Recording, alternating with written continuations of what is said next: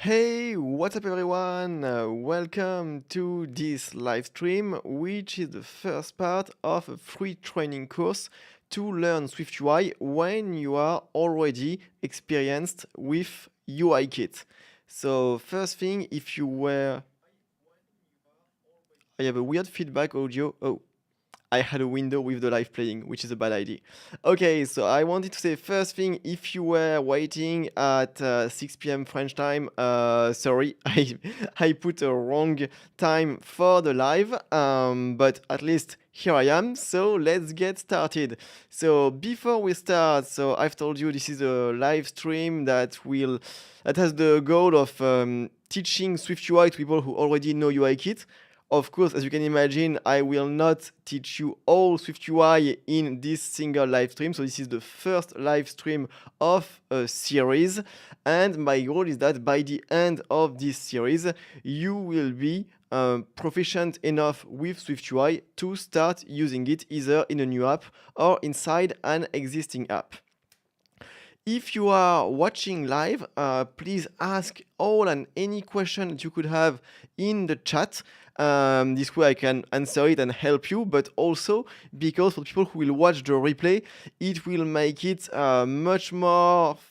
feel like much more alive, and there is a good chance that the question that you had, well, they will also have them when watching the replay. So by asking your question, you are also helping the people who will be watching the replay.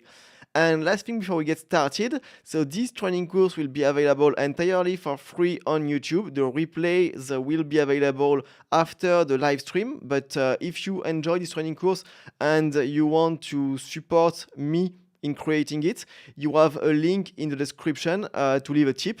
The link is also here in the corner of the screen. And if you leave a tip during the live, normally your name should be displayed on the live stream if I've set up everything correctly. And with that being said, let's get started. So for this first chapter, we're going to cover the basics of UIKit. So what's my goal here is to basically give you, we could say, a lay of the land, like how does a SwiftUI app look like? What are the main building blocks of a SwiftUI? Try to give you really like a good idea of everything that's on the landscape. And then after that, we will start diving deeper into some more advanced context. What I really want to avoid is what I kind of call the tutorial effect, where you start a tutorial, it shows you a lot of stuff in a very specific direction, but outside that direction, you basically don't know like all the context, and I want to avoid that. So to get started, we are going to create a SwiftUI app. So you can see I've opened Xcode. I'm creating an iOS app. I will mostly focus on iOS for this training course, but of course you can also use SwiftUI for watchOS and for macOS. It's even one of the big features of SwiftUI. So we're going to create a new iOS app. So for the product name, let's call it Discovering SwiftUI. And for the interface, you definitely don't want to use SwiftUI, not storyboards. And for the language, you don't have a choice. You have to use Swift, as the name SwiftUI heavily implies. And I'm going to uncheck both using core data and including tests. And for the organization, just going to put my name. All right, need to put it somewhere. I'm going to put it on my desktop. And so we have a project that's been created. Okay, I'm going to ignore this warning. No, I think I'm going to need that. It's force of habit. All right, so let me have a look. On the left, I have my iPad with a script with everything I want to tell you. And since I don't want to forget anything, I'm going to regularly check that I'm indeed telling you everything I want to say. So first thing you're going to remark when you create a SwiftUI project, except for the preview that started showing, but I don't want to show you the preview for now. I see a message in the chat. Let me show you the message. Hey Vincent, appreciate the stream. Do you have any good strategy for quickly wrapping my head about all the property wrappers like app storage, environment, and so on? So we will see these property wrappers, the main one as it goes on. We're not going to start with them because there are still things I want to speak about before we go into these property wrappers, but we will definitely talk about them at some point. But first, just for the very basics, I want you to notice that when you create a SwiftUI app, you have two files that are being created. A file with the name of your app that is in some way maybe kind of the same as the app delegate or both the app delegate and the main file that you would find in a UIKit app. And then you have the content view, which is the first view of your app, which is, once again, if we make an analogy, kind of like the UI view controller that will be created by default in a UIKit app. So first, let's go into this content view file. So I hide it, but of course, one of the big features of SwiftUI is the live preview. So to show it and to hide it into Xcode, you do Alt, Command, Alt, and Enter, or Command, Option, Enter. You can call this Alt or Option. And so this is how you can show and hide the live preview. The big feature of the live preview is that the live preview, as the name heavily suggests, shows you a live preview of your code. And we're going to see how we can leverage that. One thing I want you to notice if you were accustomed to UIKit is that in all the files that were created with the project, there is no trace of a xib or of a storyboard or any of these interface files. These files that were specifically made to design interfaces, they are only Swift files, and our UI will be implemented entirely in code, meaning that the UI you see in the live preview, this view is the entire source of truth for this UI. It's all defined in the code. There is no storyboard, XML file, nothing like that. Now it's entirely Swift, as the name SwiftUI suggested it.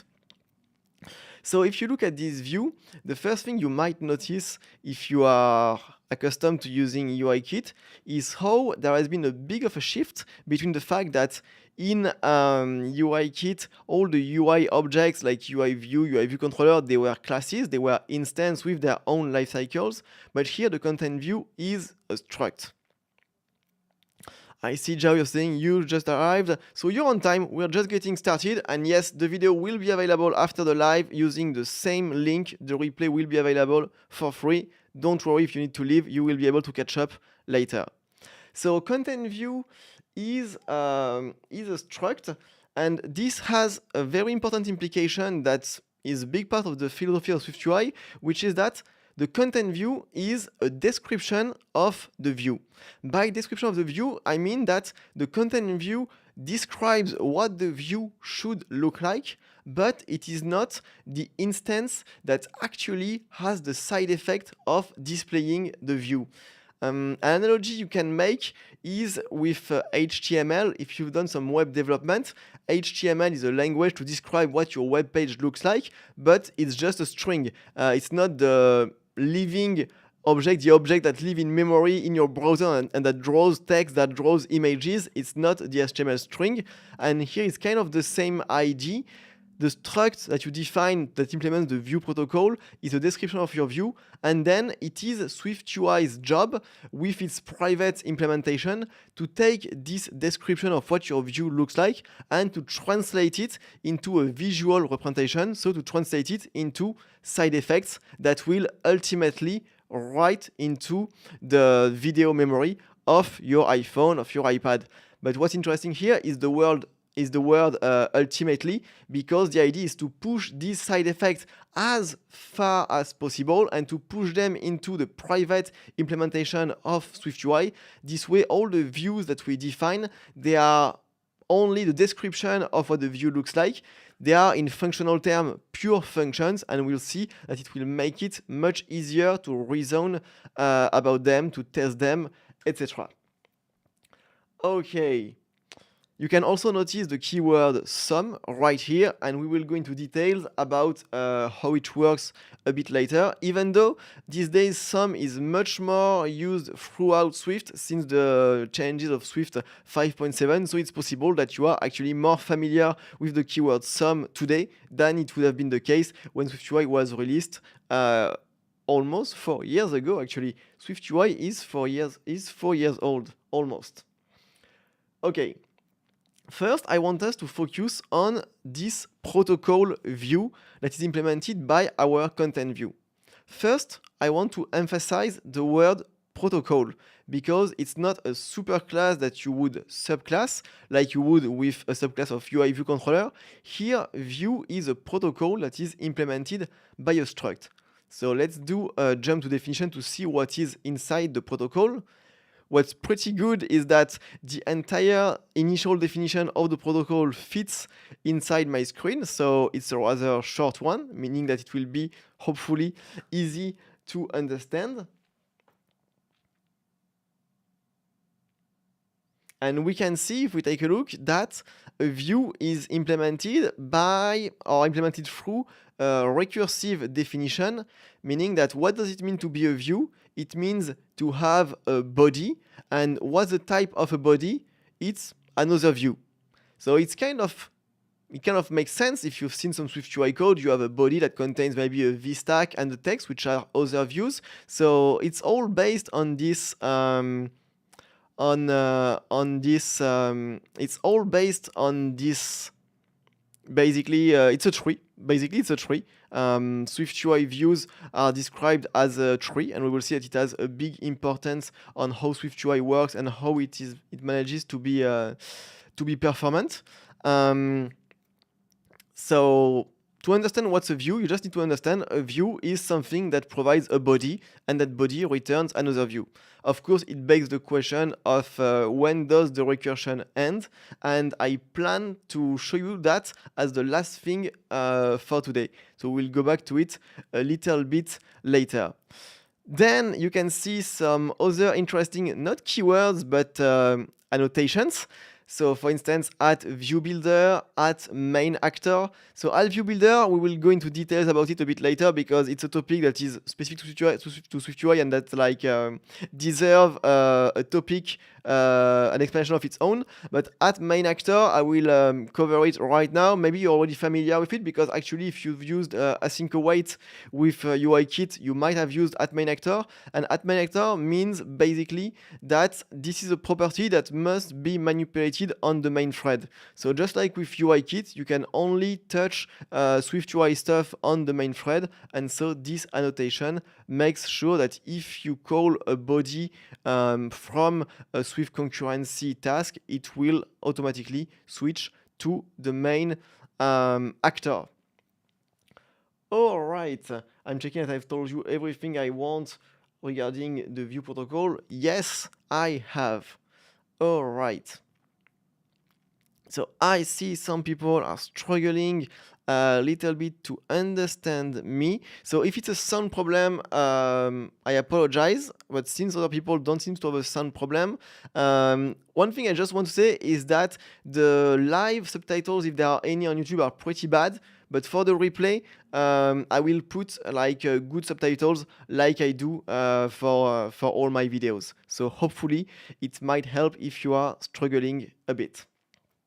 Okay, I went back to my content view and I want to focus on the second struct that's been defined in this file. So content view underscore previews. So this is what implements the preview that you see on the right.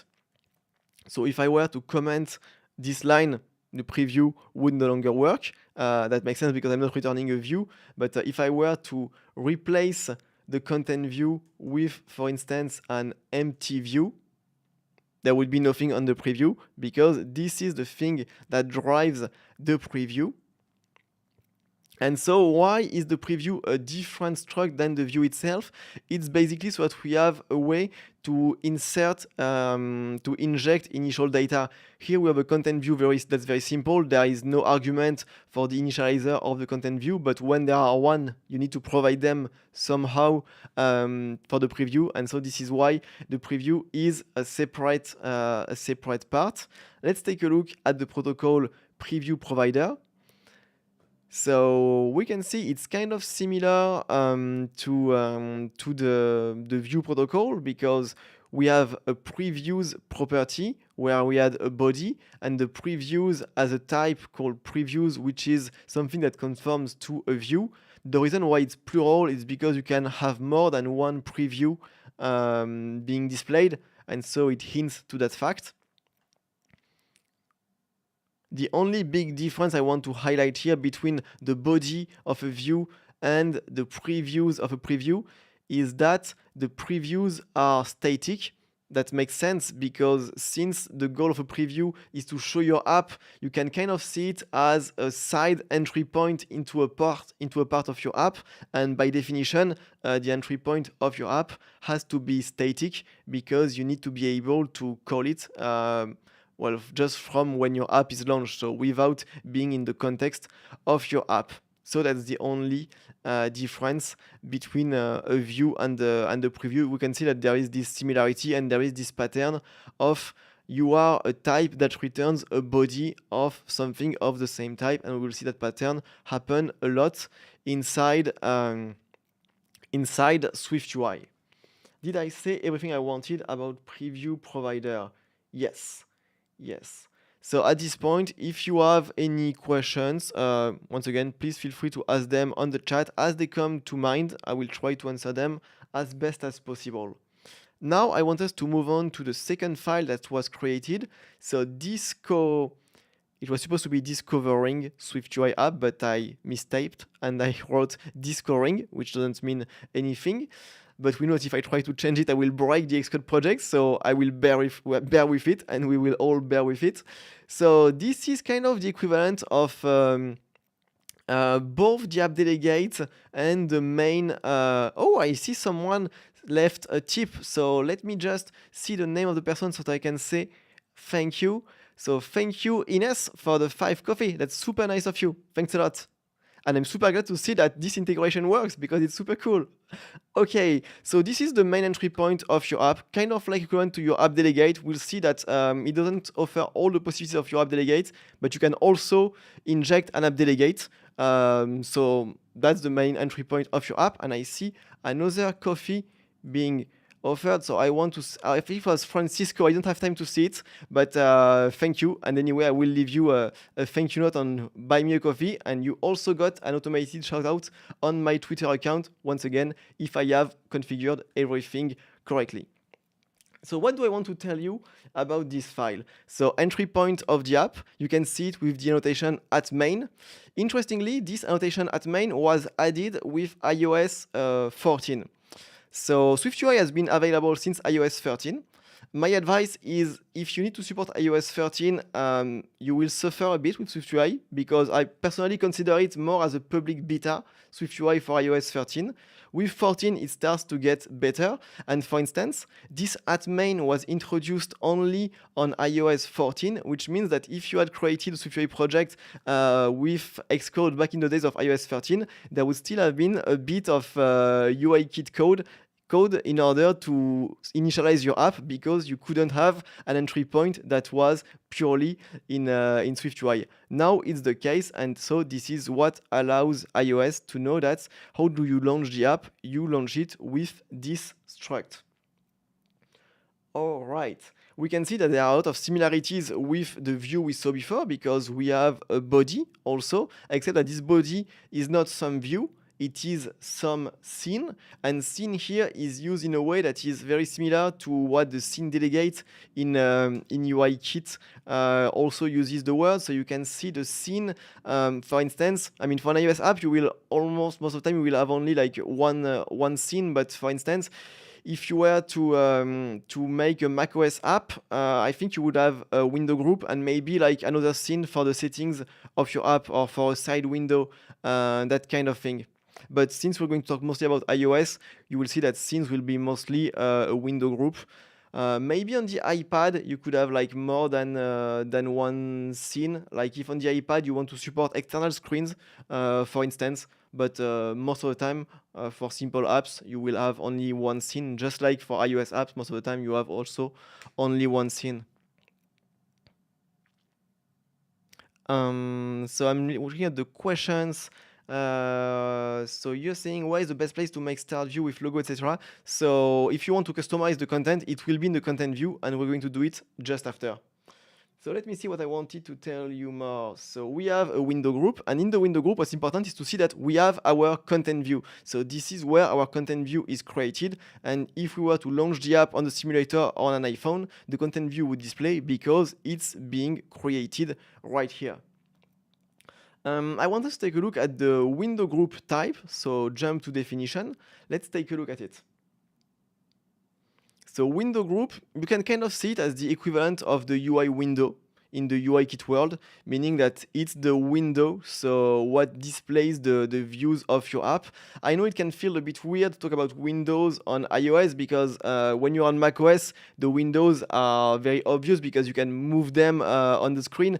On iOS, there are also windows, but in most apps, there is only one window that is full screen. So that's why, as a user, it feels a bit weird to talk about windows, but still, your views needs to live somewhere, and they live inside the window. So this is what makes the link between, like we could say, the screen, the physical screen, and the views you define in your app. So what can we see in this window group? We can see that it implements a protocol called scene. So when we're going to take a look at this protocol, it's the same scene that we saw in the fact that in our file, the body of the app would return some scene. And what's a scene? We can see it's kind of similar to let me rephrase it. It's kind of similar to the view protocol in the sense that a scene has a body and that body is also a scene. So we also have a recursive definition which allows us to compose scenes together, even though for simple or like normal complexity iOS apps, it's not that needed. We're not going to use it anywhere in this live stream, but it's also in the whole series of live streams. What else do I want to show you? If we scroll a little bit, we will see how scene is similar to the scene delegate in UIKit. So I'm scrolling, and here we are in an extension of scene. So not that one. I want another one. Which one do I want? Yes, that one. So it's an extension on scene introduced in iOS 14, and it introduces a method on change of something called the scene phase, and the scene phase is whether you are in foreground or in background. So if you want to react to your app going to the background or to the foreground in pure SwiftUI, you would do it by adding this thing which is called a modifier. We'll go into details of it a little bit later, by adding this modifier on the scene window group. And the reason why I show you that is because it shows how the scene in SwiftUI is kind of similar to the scene delegate in UIKit, because in UIKit this is in the scene delegate that you would respond to the change of background to foreground. Before scene delegate would have been in the app delegate, but if your app supports scene delegate, you would handle this in the scene delegate. Okay, that's all I wanted to tell you about the scene. Of course, you can go in much deeper if you look at the full documentation. That's not my goal here. My goal is just to give you like a lay of the land, that you should know what every single keyword identifier present on this file means, but I don't want to go into the deep down details of them. And finally, we have one last protocol to go over. It's the protocol app. So what's an app? It's something that returns a scene. So it has a body, which is a scene. So once again, there is this similarity in the definition, with one big difference, is that for a view, the body was a view. For a scene, the body was a scene, but for an app, the body is a scene and not an app itself, which means that you cannot compose apps together, which kind of makes sense because that's not the goal. And the reason why we see this is because the app is really the top of the hierarchy in the eyes of SwiftUI. I told you that you can represent a SwiftUI app as a tree. Well, the app is the root of that tree. And so that's why this protocol doesn't have a recursive definition. That's because the app is the top of the tree. And we'll see at the end of today's live stream what the leaves of the tree are. One other thing interesting is that we can see that there is a second thing in that protocol, which is an init with no arguments. So to define an app, you need to provide an init with no argument. It is mandatory, and it makes sense because that init is exactly what iOS will call to start your app. So at this point, there cannot be any arguments because iOS doesn't know anything about your app. It just needs to start it, and it will do so by calling this init that you could implement your own version if you need to, even though I haven't met a situation where I had to do it, but I'm sure there are some cases where it makes sense. But what I wanted to highlight is really the fact that you need to provide an init with no argument, and the type of the body is not app itself. And so these two things, they show you that really this is the entry point of your app in the eyes of iOS. All right. I want to go back to this keyword sum that we saw here. So some scene in the case of the body of the app, or some view in the case of the body of a view. Why is this keyword important? So a little bit of history. If you were using Swift in, when was it? In 2019, you might remember that the keyword sum was introduced with Swift 5, I think in February or March of 2019. Back then, SwiftUI still hadn't been announced, and this keyword felt a bit weird because the use case was not obvious. And I remember when people were trying to write articles, they would try to find use cases that kind of made sense, but to me, back then I was like, this feels a bit weird. This feels that it doesn't have a really clear use case, but the use case became obvious when SwiftUI was released because this keyword was probably created by having in mind the problems that SwiftUI would need to be solved in Swift in order to work. So why do we need the keyword sum? Let's remove it and see what happens. We get some errors. So I'm going to mask the preview so that we can see the errors a little bit better. So we see type content view does not conform to protocol view, all right? And use of protocol view as a type must be written using any view. So back then, any didn't exist. So actually, if I were to use any, it wouldn't work because the protocol requires some view. But the fact is that you cannot write view by itself here. You just can't. And the reason is that view has an associated type. So the rules have changed with Swift 5.7 about this, but before it used to be that a protocol that had associated types could not be used to type a return value. It just wasn't possible. Now we can do it with any, but back then it wasn't possible, and anyway, any wouldn't be right in terms of performance. So basically, SwiftUI needs to know the return type of the view. And it also needs to know that it returns a view. But SwiftUI kind of doesn't care about the exact type. It just needs to know that there is only one possible type that will be returned. And that's what the keyword sum does. Sum, you can kind of see it. Actually, if I were to write this, so body view, and then here return the body, this is kind of the same thing than using some view. Some view, you can see it as of course it doesn't build because the protocol expects some view, but conceptually this is kind of the same thing. And some view, you can see it as an, how should I call it? An anonymous generic argument, meaning that the compiler knows about it, but you cannot reuse it anywhere else in your code.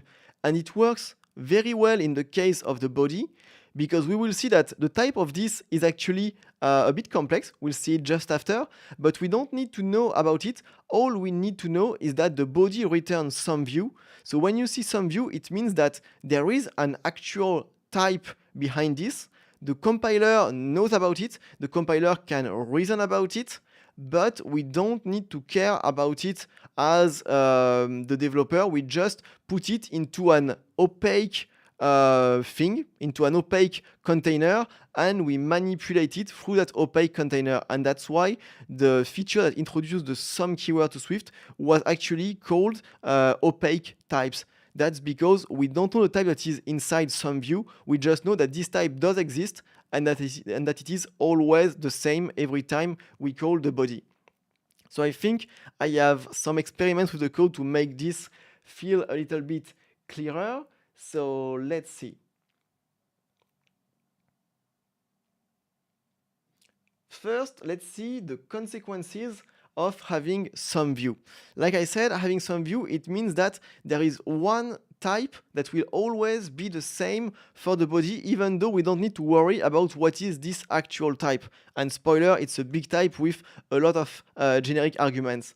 And to show you that, I'm going to make a little experiment. So I'm going to draw a random Boolean, and I'm going to say, all right, if this Boolean is true, then I'm going to return as my view a text with hello world, so just like we had before. And if that Boolean is false, then I will just return a spinner, for instance, a loading spinner, which is a progress view in SwiftUI. The reason why I do bool.random is because the compiler cannot, by the very definition of bool.random, know what the value will be at compile time. The result of this if is purely at runtime. And we see we have an error that says function declares an opaque return type some view. So that's the name of the feature, opaque return type. But the return statements in its body do not have matching underlying types. What does that last part mean? It means that not all branches of the if statements return the same thing. Here I return a text, which is a type of view. Here a progress view, which is another type of view, but they are not the same type. And so the compiler is not happy about it, because for the compiler, there is not a single type that is known at compile time.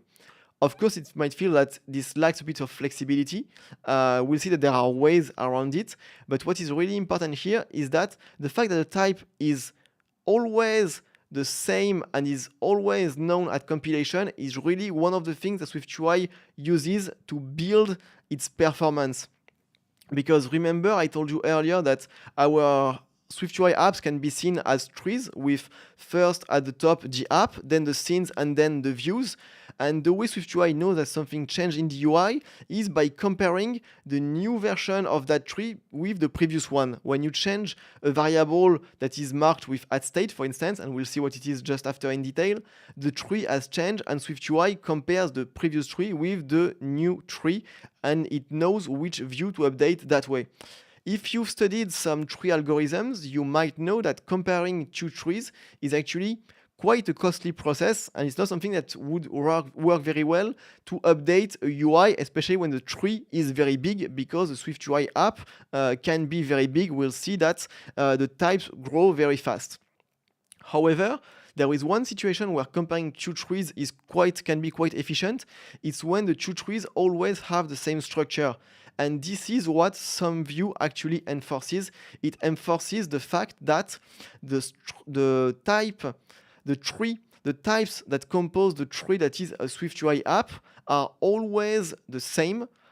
Once the app has been compiled, they never change at runtime. And so this kind of limitation, but I don't want to say limitation, I would rather say trade-off, is one of the key things, the key ideas behind the performance of SwiftUI. And that's why if we were to use the any keyword that was added later First, once again, it wouldn't work because the protocol expects some view. And the reason why they didn't make it work with any view is because if you have any view, then you lose that fact that the compiler knows at compile time what is the actual type.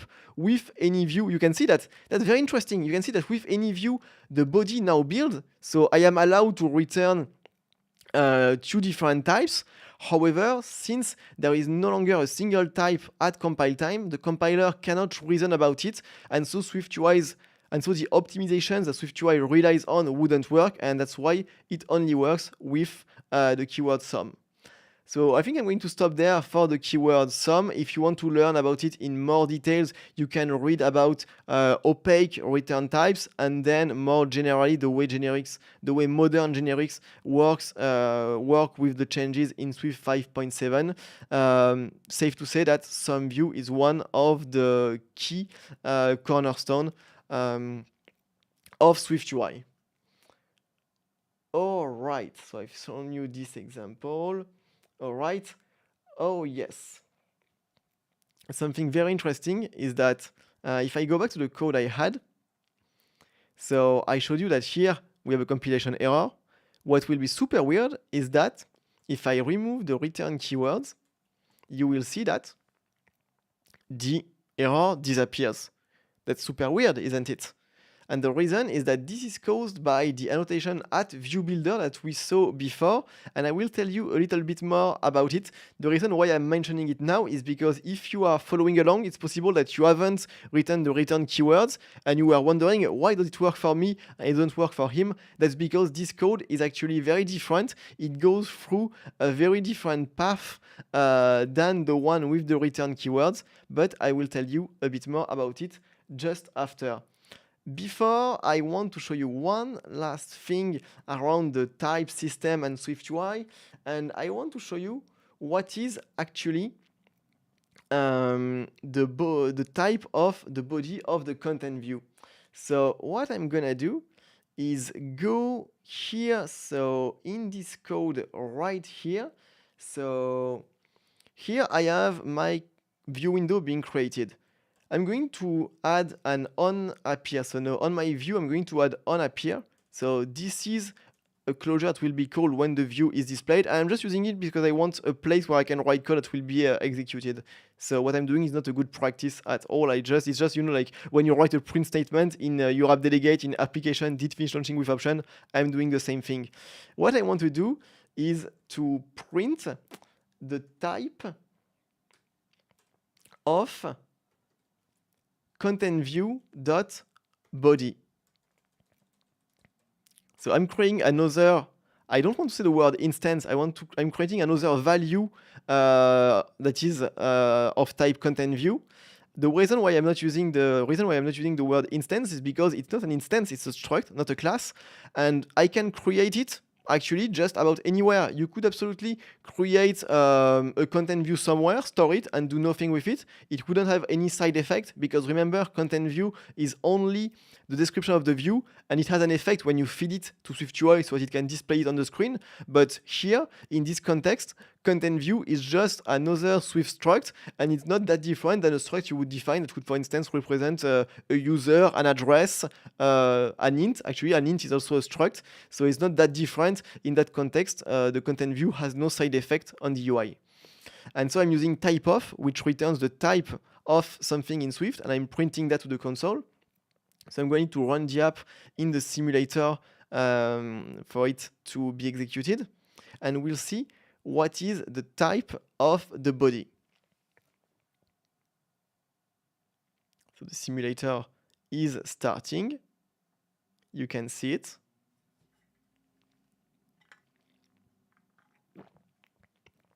All right. Let me put it behind because I'm interested only in this. So I'm going to go here. So this right here is the type that corresponds to this body right here. So everything you see here, everything I have selected is the type that is hidden behind SumView. So you understand why SumView is important? It's because if there wasn't SumView, if it didn't exist, you would quite literally need to write this. And you would need to change it every time you change something inside your body. So of course it wouldn't scale at all. SwiftUI wouldn't be usable. You might see it doesn't build. It's because it's using things that are internal, that are private to SwiftUI, and so of course it doesn't build. And so this is the complexity that SwiftUI hides from you. And the way it works is that since all of this is known at compile time, SwiftUI knows that SwiftUI and even the Swift compiler knows this type at compile time, and it hides it behind SomeView. So when I was telling you that SomeView is a cornerstone of SwiftUI, it wasn't just a figure of speech. Is that if you remove SomeView, SwiftUI becomes unusable. Like you end up with this kind of crazy syntax that maybe like reminds you of things like templates in C++. You know, the kind of thing that you definitely don't want to have to deal with unless you are forced to. And yeah, what we were saying, it makes sense that content view, like I said, you can use it, and since it is a value type, you can use it like you want, as long as it's not in the context of SwiftUI. It's just a value like any other. And so let's just try to match things. So at the top level, we have modified content. So it's the result actually of calling this padding method, because you can see modified content, there is everything inside here, and then a padding layout which corresponds to this. So when we call this kind of methods, which are called modifiers by SwiftUI, these methods, you call them on a view, and they return another view. You can see here, padding, you call it on a view, and it returns some view. And what it does is that it actually creates types, generic types that are more and more and more complex. However, in their complexity, they encode the entire description of what the body is, and this stacking, this encapsulation of types is actually the tree structure I was referring to, because all of these types, they refer to one each other, and when you draw it out, it defines a tree hierarchy. And so this is the actual tree that represents your SwiftUI view. When you hear people talking about that, this is what they mean. And so you can see we have the VStack. Then we have a tuple view that contains our two views. So these two views, image on the one hand and text on the other hand, they are put together in a tuple view. How are they put together in the tuple view? This is where View Builder comes into play, and we'll talk about it just a little bit after. Then we have two modified content. That's because we call two modifiers on the image scale and foreground color. We have something called environment key writing modifier. That's because of the way the accent color works. And then we have the text here. And since we don't call any modifier on the text, it's just a type text. There is nothing else attached to it. So this really shows you like the importance and the power of SomeView, and I really like showing this because it shows also that there is no magic in SwiftUI. When you use SwiftUI for the first time, it might feel a little bit like magic, which is both a good thing because it makes you want to use it, but a bad thing because when something feels like magic, it's also because you don't fully understand it. And that's one of the goals for this first part of the training course, is to really explain what is behind the magic of SwiftUI, so that you feel much more capable of debugging around it when you need it. It's not magic, it's just computer science, and we can understand it if we just focus on the problem. All right. What else do I want? I think I told you everything I wanted. So it's time to talk about View Builder. What is View Builder? So View Builder is an instance of what Swift calls result builders. At the very beginning, they were even called function builders. So if you watch the very original sessions about SwiftUI at WWDC, you might hear about function builders, but the final name is a view builder, is a result builder, sorry. And what are result builders? They are a tool that was added to Swift to build what is called a DSL, so domain specific language. So a kind of like a small language defined in Swift, and that is very focused on solving a specific problem. Here, View Builder is focused on solving the problem of how do you easily compose views together. because now these days we are kind of used to SwiftUI, so like this feels kind of normal. But the first time SwiftUI was announced, and actually I was lucky enough to be in the room at WWDC when it was announced in 2019, when they showed the first SwiftUI code, which kind of looked like this. My first thinking was, here we have two things. So we have a collection in a way, but it's not put inside of an array, you know?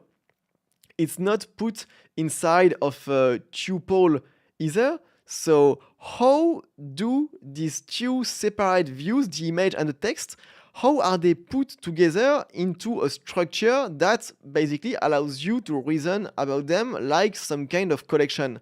And this is what View Builder does. So that's why you don't need to worry about writing arrays, writing tuples when you define the body of a view. It feels like everything is put together by magic. But remember, there is no magic. And this is actually what the add View Builder annotation does.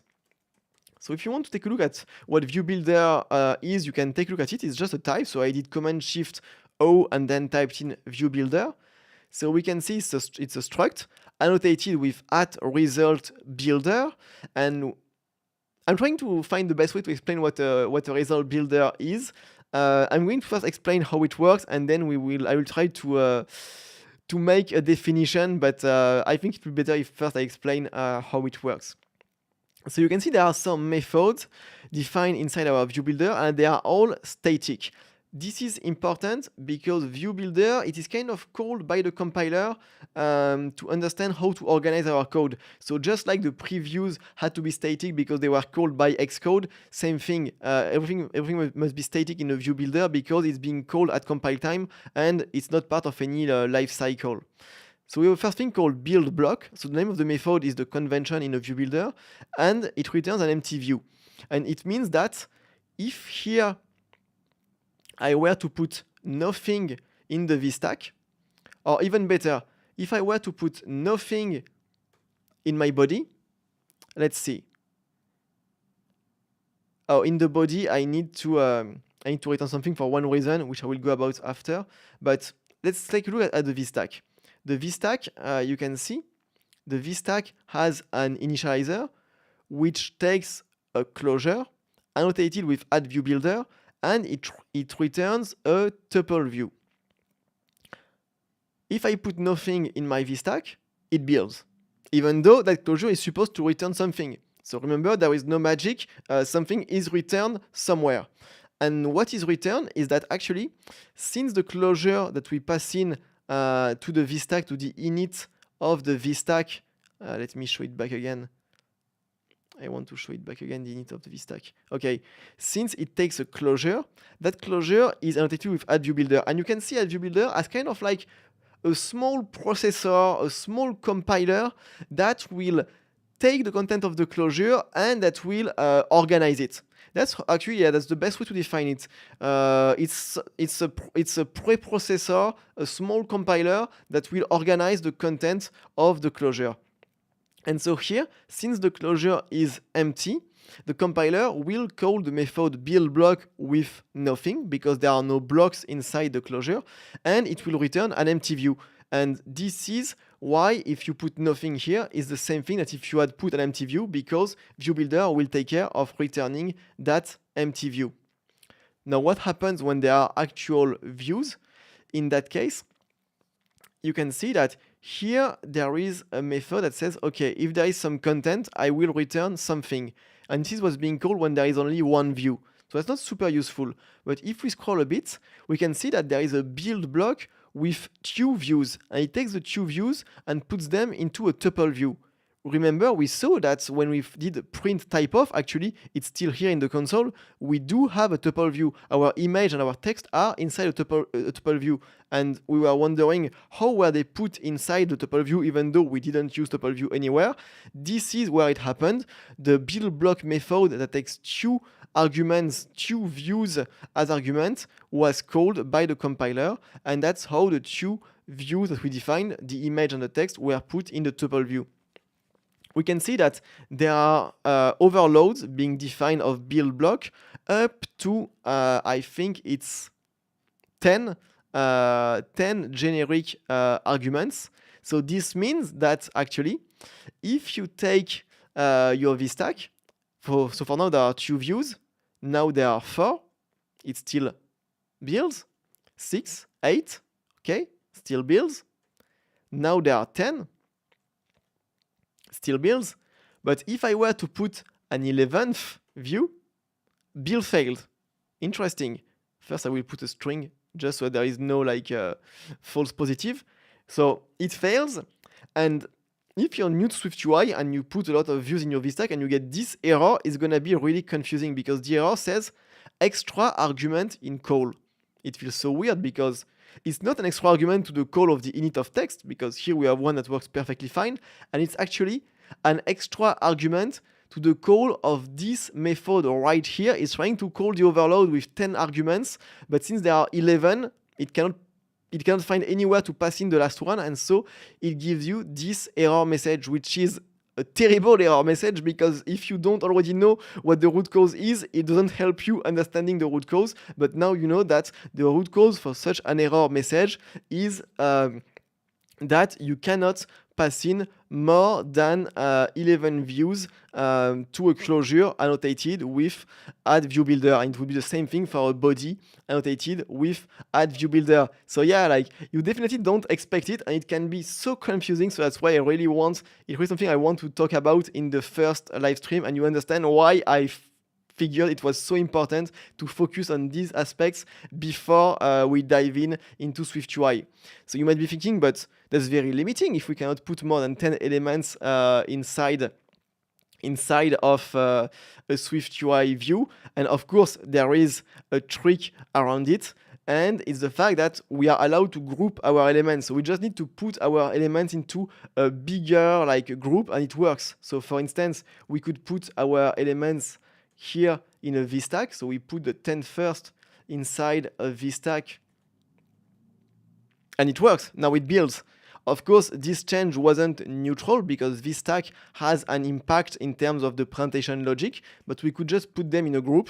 And the group, it's a container that has absolutely no side effect or nothing, no impact on the layout, nothing. It's just a purely logical container.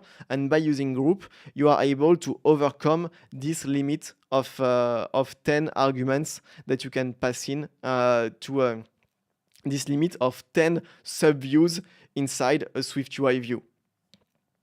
And yeah, like you said, Zhao, it's a terrible error message. The error message you get around result builders, they are kind of terrible, but there is a reason why. It's like I told you, you can kind of see a result builder as a small compiler, and so you basically have a small compiler that's not working well. And when you understand the complexity behind the result builder, it kind of helps you understand why the error message is bad. But it's not an excuse. Honestly, every time I do this training, because I already did session with this training material in France last year, every time I hope the message will get better, but every time it doesn't get better, unfortunately. Okay, I'm gonna put the code back to how it was before I started tinkering with adding a lot of views. What else do I want to show you? Oh yes, before we go see what scene builder looks like, I want to show you a few methods that were above. You can see here, above all the build block, we have build if. And this is what will allow us to write if statements inside closures annotated with view builders, because we can write if statements and they are somehow translated into a type, which is called a conditional view, if I remember, or conditional content. And it works because actually it's not a if that is fed into SwiftUI. The if is transformed, and if the if is true, then that content will be returned to SwiftUI. So it's even better when you look at build either. So build either, it's when you write if else. If the condition in if is true, then you have the true content. So it's the content that is inside the the if clause, and then you have the build either false content, and it's the content that is in the else clause. And so this is thanks to these two methods that an if else statement written inside the body of a view, for instance, get translated into a view that encapsulate this logic of we need to do a test and switch one view for another. And if you remember, when I was doing my little tests at the beginning, I was telling you that if we do if bool dot random, so let me write it correctly, and we use the return keyword, so like that. Here we have an error, the error we saw last time. However, when we removed the return keyword, it worked, and the reason was that when we used the return keyword, we specifically opted out from using the view builder, but without the return keyword, it uses the view builder, and so this if else here gets translated into calls to the build either first content and build either second content. And so this is why in that case it works. It's because now there is actually a single return type for my body. It's because this if else has been translated into a view that encapsulates the fact that there is a condition that must be evaluated at runtime, and that could result in either a view being rendered or another view being rendered. So SwiftUI can still make a single type from the fact that we still have two return types. Of course, this comes with some performance implications, but this is the explanation to this weird behavior that we saw earlier. And so one last thing I wanted to show you here is the fact that when we saw the protocol view, we saw that the body was annotated with @viewBuilder. And if we go back to the protocol scene, maybe I didn't emphasize it a lot actually, but here the body is annotated with @SceneBuilder and not @ViewBuilder. And the reason is that, as you can imagine, there is a difference. Otherwise, there wouldn't be two separate result builders. And so if we look at SceneBuilder, so it's another result builder, but we can notice a few interesting things. For instance, we don't have the build block with no argument. That means that if we try in our app to put nothing in the window group, so here actually no, it works here because when we are in a scene, so this is, oh yes, it's because the window group here actually it's a view. So the scene return is at this level here. So if I put nothing here, I get an error, and the reason is that whereas we had the build block with no argument that return an empty view for view builder, we have no equivalent for scene builder, and so there is nothing to magically introduce a result value, so we get an error as it should be. And the reason why there is this difference is that whereas it kind of makes sense to have an empty view, because maybe you have an if inside of it, and when the if is false, you just don't want to provide an else clause, you just want to provide nothing. So it can make sense to have an empty view. However, having an empty scene kind of doesn't make sense. A scene, you've seen that is things like a window, a system panel, a preference settings panel. So having it be empty doesn't make sense. The compiler and the SwiftUI team don't want us to mistakenly create an empty scene. And so the way they do it is by not providing the build block with no argument inside the method scene, inside the result builder, scene builder. Let me go back to it. And one last thing I want to show you is that you can see we have build block with one argument, so then with all the arguments up to 10, but you might notice there is one thing that isn't here. It's the build either that allowed us to implement an if else. And that means that if else are also forbidden at the scene level. The reason for it, and it's only me inferring it, I'm not sure it is the actual reason, but it's because I told you that if else has an impact in the performance actually, and so SwiftUI doesn't want to allow if else at the scene level. SwiftUI wants to have the tree of available scenes be always the same. There is no way to switch it at runtime, and so that's why you don't have a way to use an if else when you're defining the body of a scene. That means that, for instance, you would need to still define a second window, and then if it's not used, you use a modifier to hide it, but you wouldn't have a window appear out of nowhere without SwiftUI knowing about it. It's a bit of a detail. I don't think that to write like iOS apps, you will like use it a lot, but I feel like it's interesting to have this like knowledge of how these things work together, how they are defined, what are their edge cases, what are the trade-offs that have been made by the SwiftUI team in order to have a framework like SwiftUI that is both like very easy to use, but also very performant. I'm going to stop here for this first part. It's not the end of the live. There is a second part for this live, so don't leave. I'm going to stop here for this first part that was based around just going over what's the content of a SwiftUI project when you create it.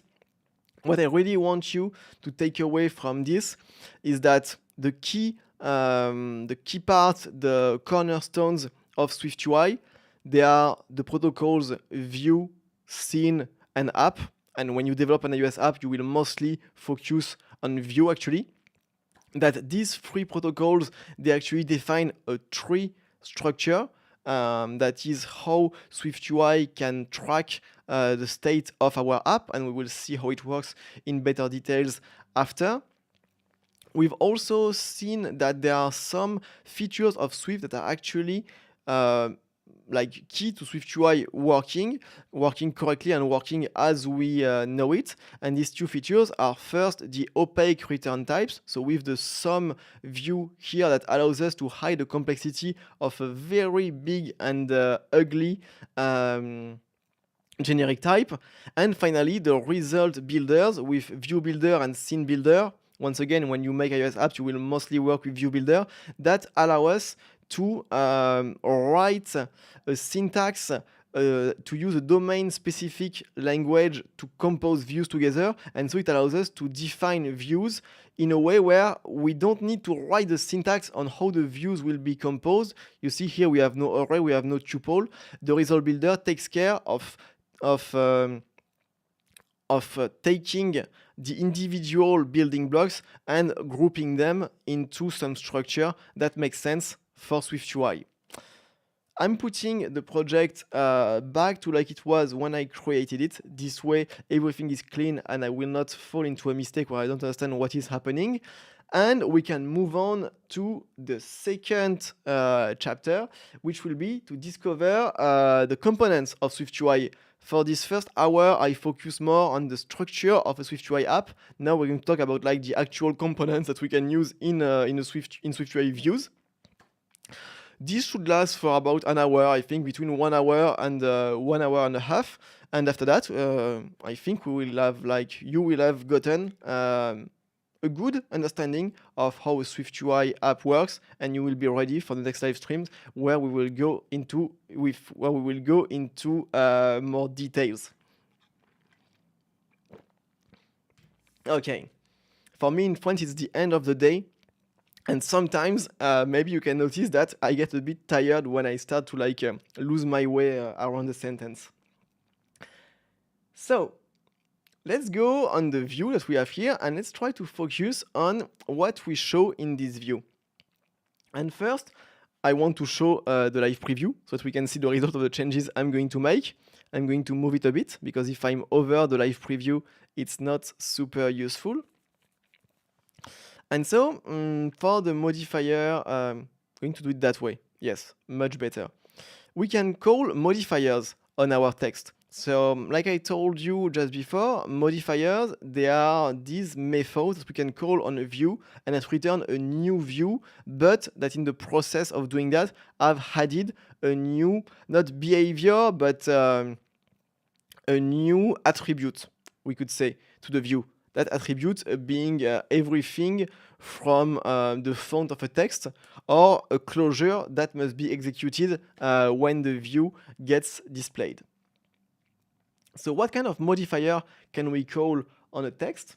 For instance, we can call a modifier like foreground color to change the foreground color. You can see that the view, yes, because text is a view, the text has become now red, but we could also change other things.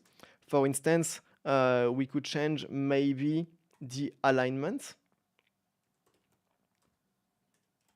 So let's put it like trading. It doesn't change anything. That's because it's the multi-line text alignment. You need to have at least 2 lines for it to work. That's not a problem. Can just add a second line, says it's me. You can see with the modifier, now the text is aligned in a trailing manner. I can change it to leading. What else can we do? We could also change, for instance, the font of the text. But for that, we don't necessarily need to write code. We can also use the inspector on the right in Xcode, because you can see that we have here some possible modifiers. So this kind of looks like what you would have with a storyboard, except that there is a big difference. It's that when you change something, so for instance, if you change the font to title, you can see that it added a line in the code. So like I told you, there is no hidden interface file like a storyboard or a zip. The only source of truth for the UI is the code right here. And so this inspector is just a shortcut to create modifiers, to add them or to remove them through a UI rather than writing them. So when you're used to writing SwiftUI code, most of the time you don't actually use this inspector. However, when you're working either with a new component or like you haven't used a component in some time, it can be actually quite useful to use it. Just like if you don't remember the name of a modifier, it can be quite useful. And it can also have an interest in the sense that it can help non-developer person like experiment with the UI or try to change a few things, and it can be useful. Like for instance, if you have designers that want to try a few things to see what works the best on the actual view on the device, they can use it. Same thing for like project manager that could give it a try. So there is some value in it, even though I can tell you that as a developer that uses SwiftUI like daily at some period of time at work, I never really like used it a lot, but it's kind of nice for it to be there. And I really wanted to show you that there is nothing hidden. It's everything is in the code, and it's just a shortcut for writing the modifier yourself. What else do I want to show you? By default, text supports dynamic types, the fact that the user can set in the preferences what should be the size of the text, and you can actually simulate dynamic type in the preview. You see, like that in the live preview, you can change it. So it's kind of nice to be able to test that everything is working well. You can also force a color scheme like the dark mode, and I will do so because this way I will take less light in my eyes.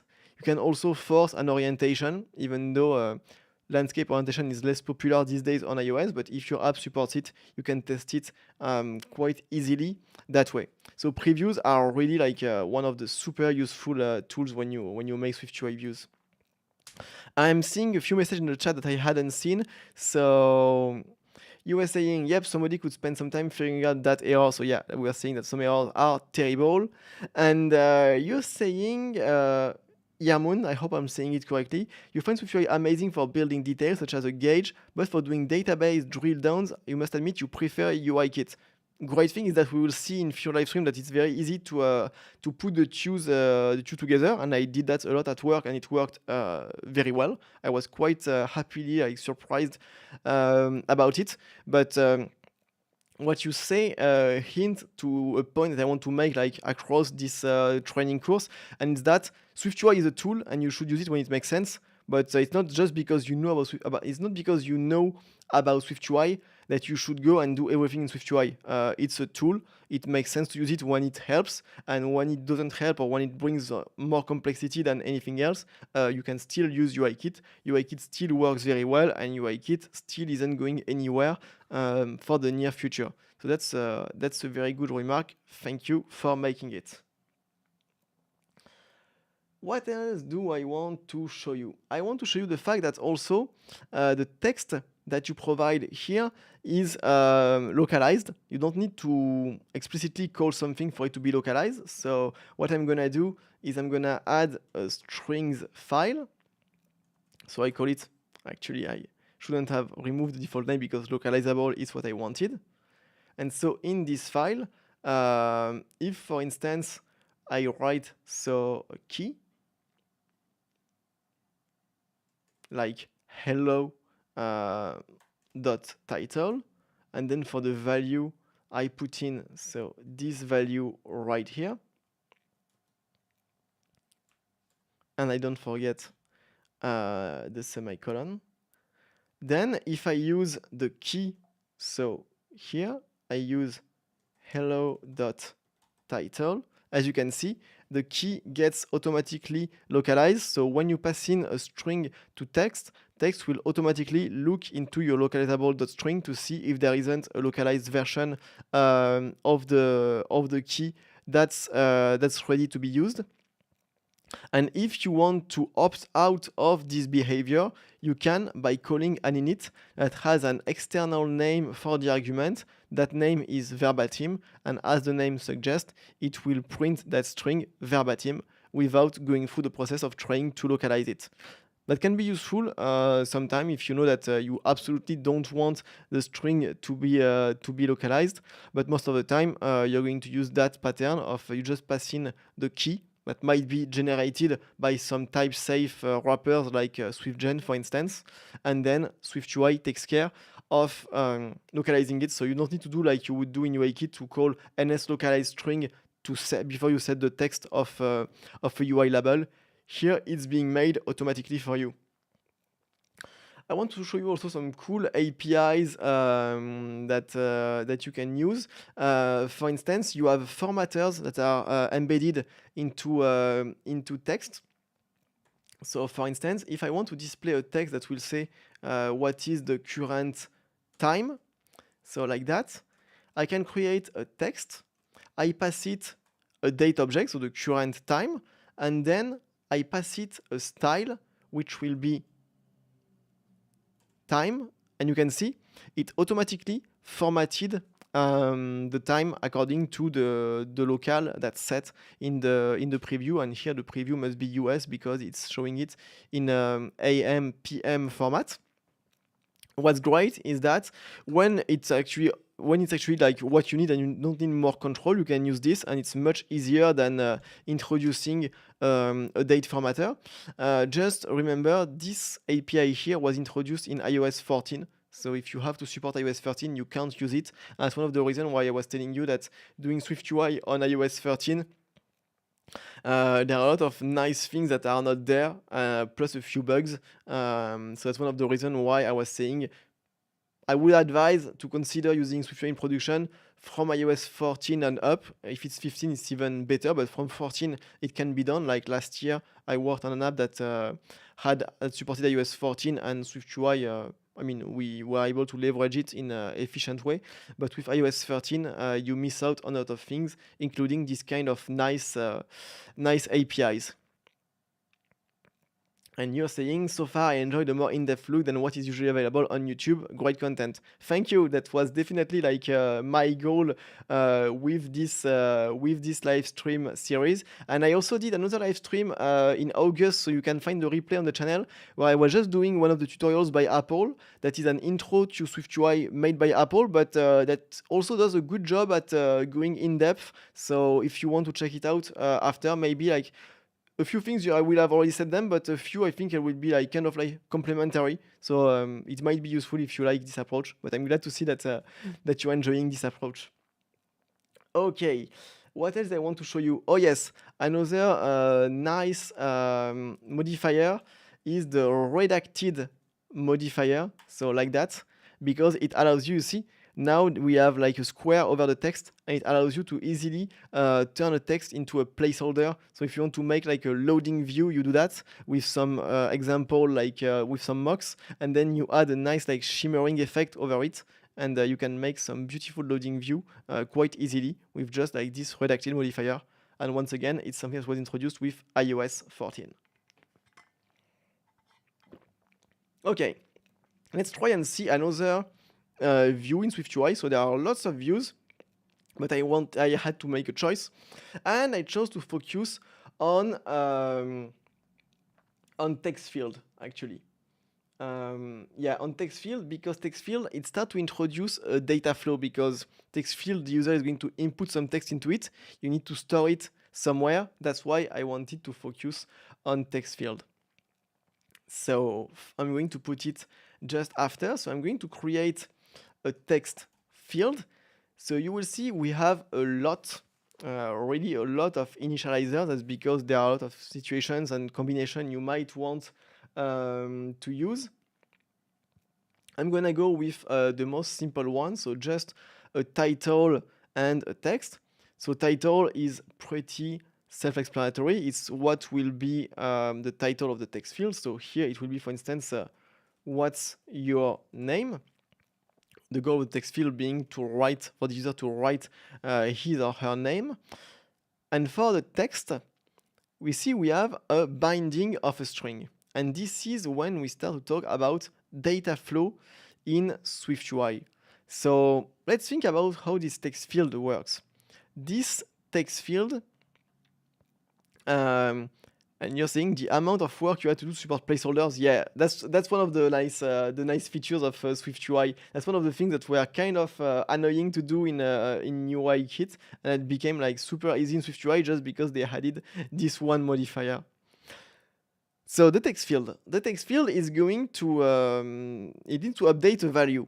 That value will be stored inside the view, because for now we don't have another place to store it. So it could be like a var, for instance. We can declare a var, we can declare a property because we are in a struct. So I could call it username. It would be a string. It would have a default value of the empty string. But then how do I do the link between the two? This binding here means that a binding is just a getter and a setter. So the text field wants to be able to read the current value of the username, but it also wants to be able to write back to it. So we could imagine something like just passing the username, or maybe passing a key path to the username. It could work, the key path in theory, but we want one extra thing. We want SwiftUI to redraw the UI whenever the username has changed. And to tell SwiftUI that when the value of a property changes, the UI needs to be redrawn, we use a property wrapper called @state. So if you've seen some SwiftUI code, you've probably seen @state, because it's usually what is shown in the first examples. And @state, it's a property wrapper. So one of the features introduced with Swift 5.1, and one of the missing cornerstones of SwiftUI that I hadn't mentioned, the last one I hadn't mentioned, is property wrapper. And the property wrapper, as the name suggests, it wraps a property, and it wraps it around a layer of logic. If you have the time, I would encourage you to read the Swift evolution proposal about property wrappers, because they describe what was the motivation for introducing property wrappers to Swift, and I think they do a very great job of explaining it. They do a better job than what I could ever do during a live stream, where I kind of improvise my explanation. But and I will answer the question just after, because we have a very interesting question. But here, the @state property wrapper, it basically wraps the property in a piece of logic that says whenever a new value is set, I will let SwiftUI know that the UI needs to be redrawn. You can understand it like that for now. And indeed, from what has been shared, this is backed by Combine. It's one of the reasons why Combine was released at the same time than SwiftUI was released. But we have a state. How do we get a binding? First, let's focus on the relationship between state and binding. State, when you have @state, it means this is the source of truth for this value. So this value has to be stored somewhere. It is stored here, and this is the source of truth. A binding, you can kind of see it as a view on that state, I don't want to say a pointer because it's not a pointer, it's a view to that state that allows you to read and write to that state in a way that will still trigger all of the lifecycle of we need to redraw the UI. However, the view that owns the binding doesn't own the value. It's the view that has the add state that owns the value. So add state will be owned by a parent view, and the parent view will pass a binding to a child view that will allow it to interact with the view. And so this add state binding system allows us to implement a parent-child data flow. And how do you get a binding from an add state property? You do it by prefixing it with $. It might feel a bit magical to see that, and it's because it's a convention actually of I'm going to like put it back in light mode because I feel like it will be more readable for people watching the video. Why this $? It's because it's a convention that a property wrapper implements two things. The wrapped value that implements the logic, and the convention is that whenever you use a property username, you actually use the wrap value of the property wrapper. And it can also implement a projected value that you access by prefixing it with the $. So this $, it's purely a convention. Don't try to wonder like what does it mean? What's the meaning of it? There is no real meaning. It's just that they needed a character to give a shortcut to accessing the projected value, because if you were to do like every time dot projected value, it wouldn't be that great. So they put a $, and that's just a shortcut, nothing more to it. It's just like wondering why do we do like Command S and not another combination to save? That's because it's the shortcut, it's the same kind of ID. And so this returns a binding, and by doing that, we have implemented a data flow between a parent view, which is our content view, and a child view, which is a text view, and data can communicate both ways, because through the binding, the text field can get the current value. When there is a new value, so when you start writing, then for each character, a new string is set in the addState property, once again through the binding. Since the property is at state, SwiftUI notices the change and updates the UI, and that's how, after I have typed every character, the UI has been redrawn to reflect the fact that I have typed a new character into my text field. And so that's why I wanted to show you the text field, because even though it feels very simple, even though it's very simple, it actually lays the ground for all the more complex data flow we will see after. And when you think about it, it's still a complete data flow in the sense that we have the full circle of the child view reads the current value, then updates it in the parent redraws the UI, etc., etc., etc. So here you have, in a nutshell, the way that basic data flow works in SwiftUI.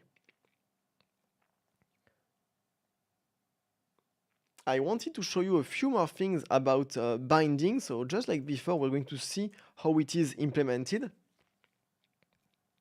So this is the property wrapper binding. That's not the one I want. I want another. Yes, I want that one. So it's still a property wrapper, but since it's a struct, you can also create it like another type. So we've seen that when we used binding, it was just an argument like that. It was not add binding. We'll see that we can also annotate a value with add binding, but here that was not the case for the init. We are just passing a binding. And so a binding, it has an init that takes a getter and a setter. So the getter returns the current value. The setter lets you set a new value. When you generate a binding by doing $username like I did, these getter and setters are automatically generated for you by SwiftUI, but you could actually create a binding from nothing just by creating your own getter and setter. I think we will do that at some point later in one of the upcoming live streams. And really, I want to demystify what a binding is. It's nothing more than what you see, a getter and a setter. And there is the notion of a transaction when there is animations involved, but you can just abstract that for now. A binding is just this. It's something to which you give a getter and a setter and nothing more. And you can see here an interesting static func, which is called constant, returns the binding. And this function has, actually, if you are like watching the replay, maybe it's a good time to make a little pause and try to wonder what this function constant is about.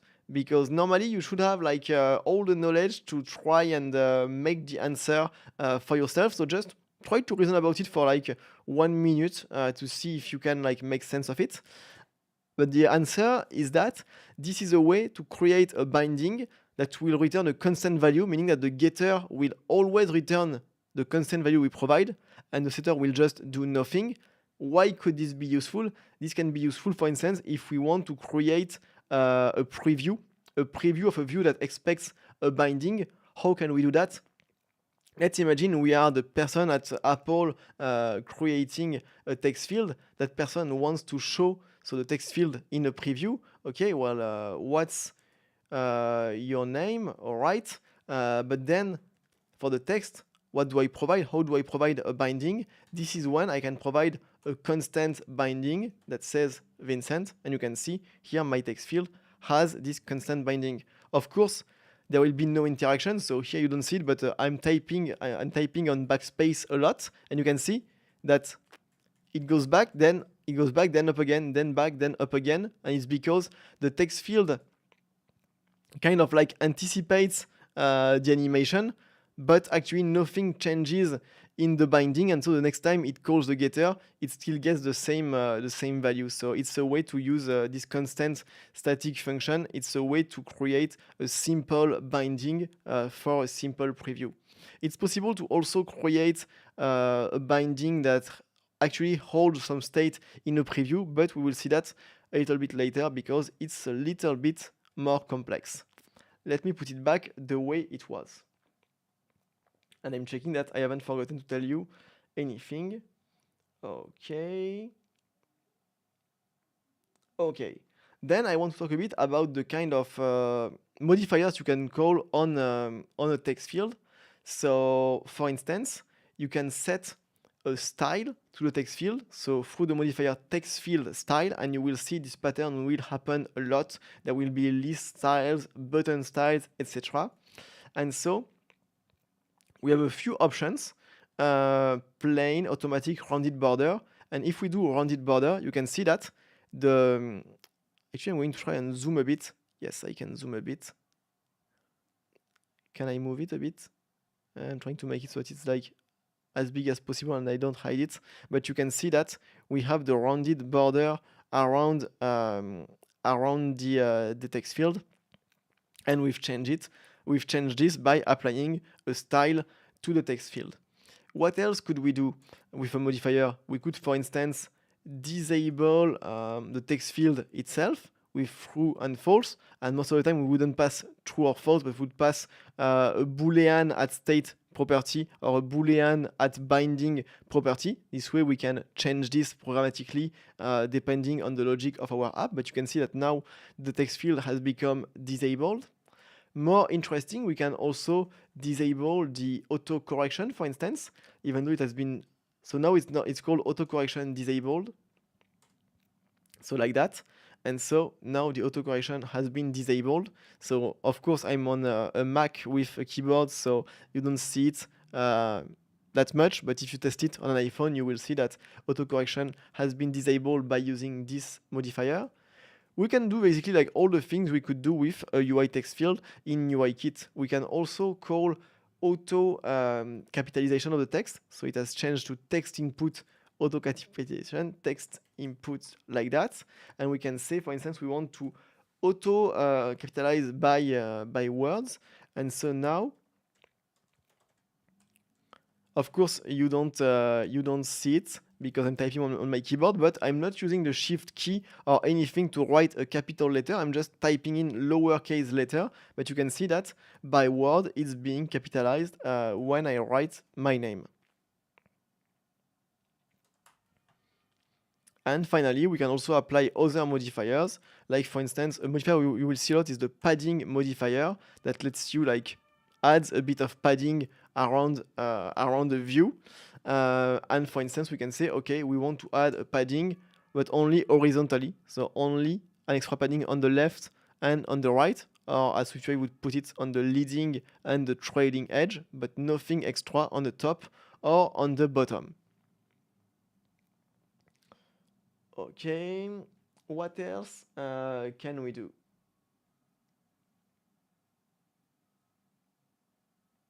Yes, one thing I want to show you on text field. So text field, if you look at all the inits that we had, you saw that there were a lot of inits, and also a lot that have been how do you say, deprecated. That's the word I was looking for. Now, it doesn't mean that because they've been deprecated, you won't be using them. Here, my project has been configured to run on iOS 16. It's probably not the case for you. And for instance, this init that takes a closure that is called every time the value in the text field has been changed. If you had needed it, you would have used it on iOS 14. This has been replaced by a system that I will show later that uses a property wrapper called @FocusState, and it allows you basically to know like when the user has hit the return key on a text field. If you need to implement a flow where you automatically highlight the next text field, you would have used on editing change. You've seen that it has been marked as deprecated because my project is iOS 16 minimum, and indeed there is the focus state API available. But if you are still using iOS 14, and you need to have this behavior of knowing when the user has typed the return key in your text field, you won't have a choice but to use the API that is currently marked as deprecated. So my point with this very long sentence was to say it's not because an API appears deprecated when you create your Basics SwiftUI project with iOS 16 as the minimum by default that you won't actually be using it. Because if you need to support older versions of iOS, then you will have no choice but to use the API that are deprecated by now because you don't have access to their more modern replacements. Okay. What do I want to show you on the text fields? If you want to store a password, you have secure field, for instance. So like password. So for the password, we need to introduce another @state. You know what? No, actually, I will use the same one because this way it will be even more like visual. So we have another text field, a secure field actually. I will give it the same text field style because it looks a bit weird like that. Okay, and remove the padding there, better. And so if I write into the secure field, so I won't write my password, don't worry, I will just write hello world. You can see that here the password is hidden, but of course you can see that it's still writing the good thing because I'm displaying just above what is being written, and my keyboard is mapped to QWERTY, so I don't know on which key I should strike. Just to show you that we get the same kind of UI widgets than we do in UIKit. Maybe one thing you might be wondering is what do we do when the text field requires us to write more than one line? Because here, if I hit enter, you can see that there is no like new line that is appearing.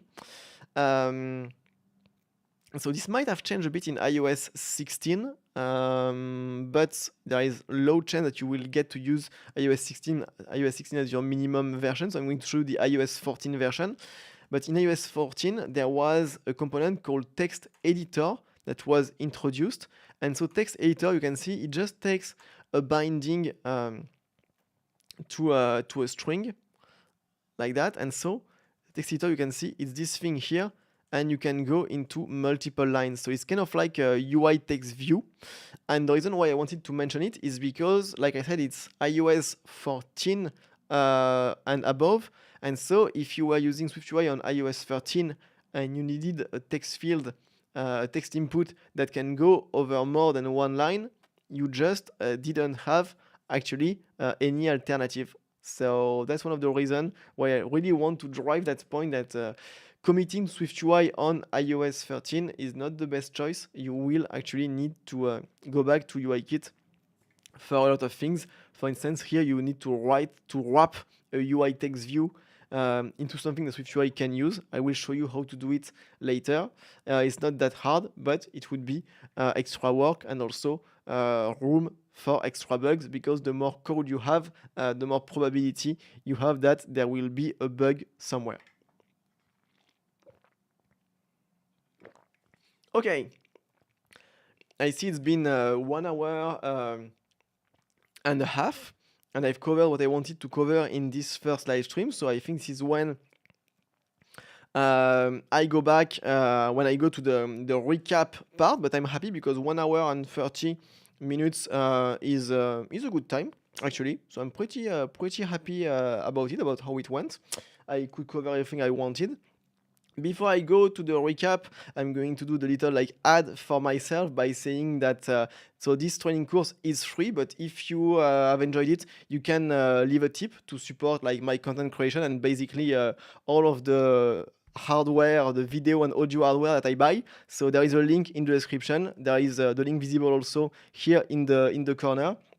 And if you leave a tip during the live, your name will actually be displayed on the video for everyone to see. That being said, let's go into the recap part. So first, I want to do a recap on the way that SwiftUI deals with a change in the state of the app and deals with the need to redraw the UI.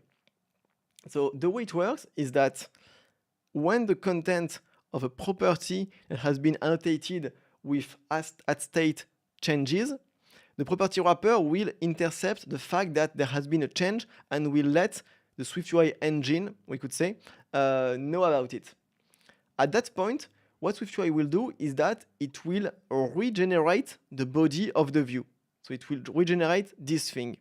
Remember, this is just a struct and this is cheap to create. It's just a struct. So it can afford to create it even if it might not be needed or if it might not need everything. Once SwiftUI has the new body, it compares it with the previous body.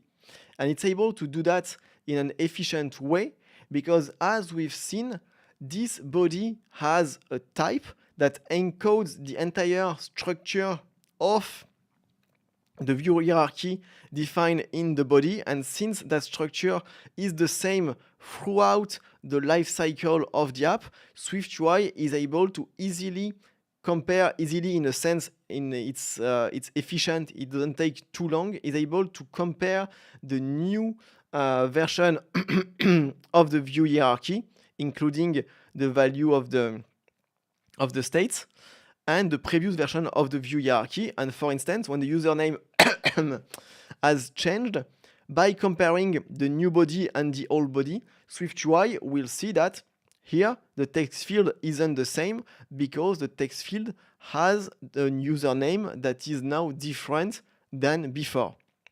So SwiftUI will understand that these things don't need to change for now.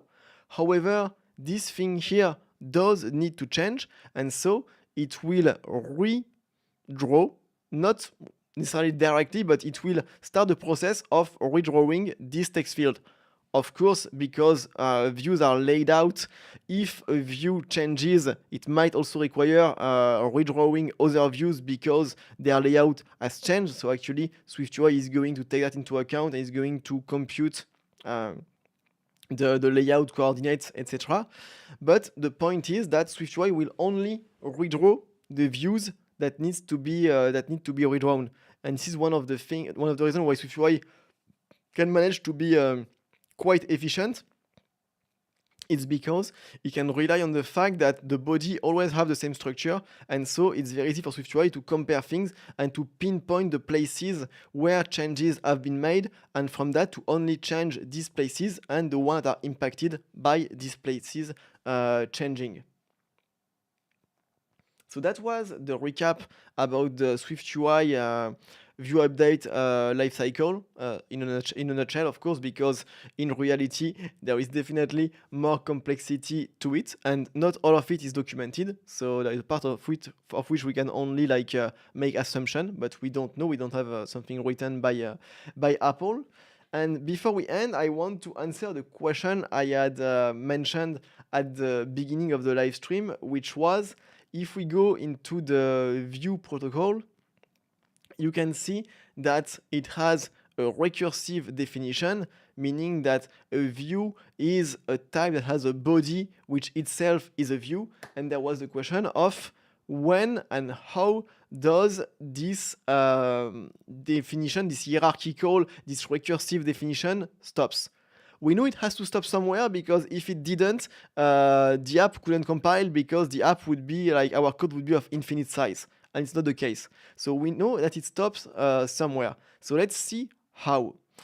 First, remember that we saw that the entry point, the root of the tree was the app, then we had the scenes, then we had our views, and so here the leaves of that tree are the text field, the text editor, etc.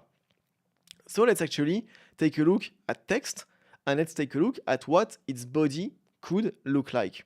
So we can see first, text is defined just as a struct that implements equatable.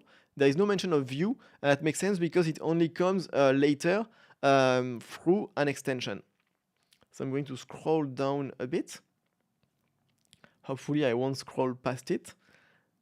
I'm looking for the part where text conforms to view. Okay, it's a little bit, it's here. So here, this is where text conforms to view. And you can see no body is implemented. And the reason is because the type of the body is never. This means that the body is never called. It's impossible to call it. It's code that cannot be run. And so it means that all of the views that are like the leaves of the tree structure, so views like image, text, etc., they actually have no body. They have a body of type never, meaning that they just don't define a body, and they have another mechanism that is private to SwiftUI to actually perform like their side effect, which is to display text or to display an image on the screen. The reason why I only mentioned text and image as having a body of type never is because I'm actually not sure for text field how it works, because it's possible that text field is a composition of a text and other things. So let's see actually. So you can see text field has a body of type some view. We don't know which, but text field is not actually a leaf of the SwiftUI of the tree that is a SwiftUI app. It's because even though text field is part of SwiftUI, it's probably created, it's not even probably, it's for sure created by composing other SwiftUI views. But at some point, this has to stop. And for instance, in the case of text, we saw that the body was of type never. And let's look at image, for instance. So image, it has to be, it is also of type never. I don't know if text and image are the only two real leaves in SwiftUI that have a body of type never. I remember that for UIKit, I had heard the UIKit engineer say that in UIKit, actually, the only components are allowed to write into the graphics card, into the video memory, were UI label and UI image, and everything else was actually made by composing these two building blocks. So it's actually very possible that that is the same thing in SwiftUI. But at least I wanted to show you this because it answers the question of where does the view hierarchy stop and how does it stop. If you're not sure what never is, I won't go into the details here because it's a big topic, but I have a few videos about never on my channel, and it's really one of the most fascinating part of the Swift language. So if you're not sure what never is, I would really recommend that you take the time to learn a bit about it because you will, I think, enjoy what you're going to find out. And with this recap, this time we're getting to the end of this first live stream. So thank you for following it. I hope you have enjoyed it.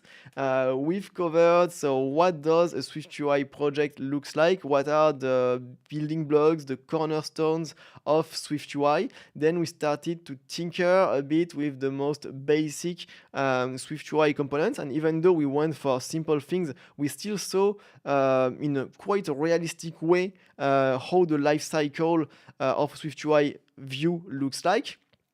For the next live stream, what will be its content, I can tell you because all the material is already ready. We will be focusing on the layout system of SwiftUI, which is quite different from UIKit. And I think it might deserve a live stream of its own. Yeah, there will be only that in the live stream because I remember what there is in that chapter, and there is quite a lot of things.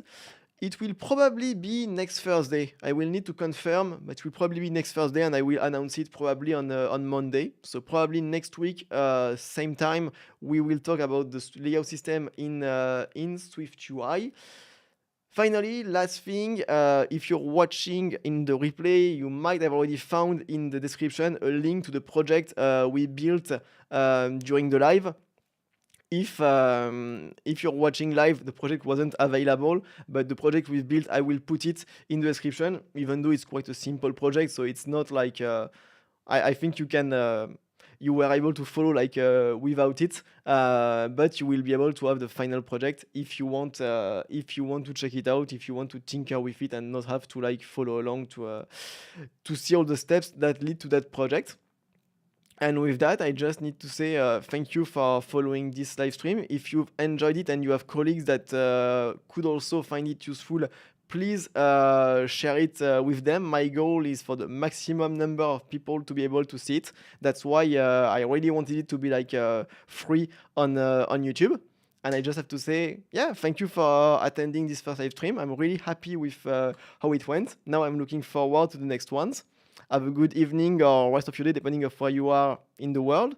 And bye-bye. See you next time.